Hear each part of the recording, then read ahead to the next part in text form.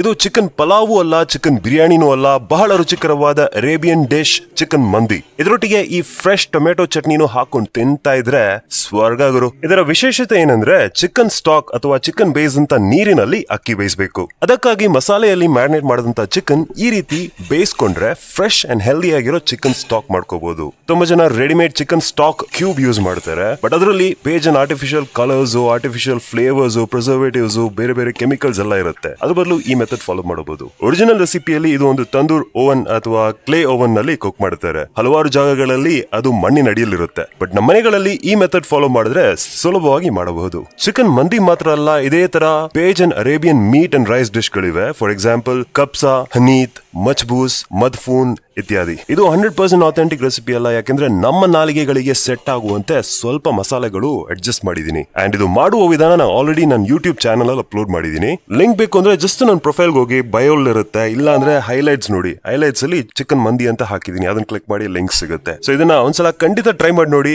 ನಿಮಗೆ 101% ಇಷ್ಟ ಆಗೇ ಆಗುತ್ತೆ, ಮತ್ತೆ ಮತ್ತೆ ಮಾಡ್ತೀರಾ. Thank you. ಈ ವಿಡಿಯೋ ಫೇಸ್ಬುಕ್ ಅಲ್ಲಿ ನೋಡ್ತಿದ್ರೆ ಲಿಂಕ್ ಅನ್ನು ಕಮೆಂಟ್ಸ್ ಅಲ್ಲಿ ಹಾಕಿರ್ತೀನಿ ನೋಡಿ.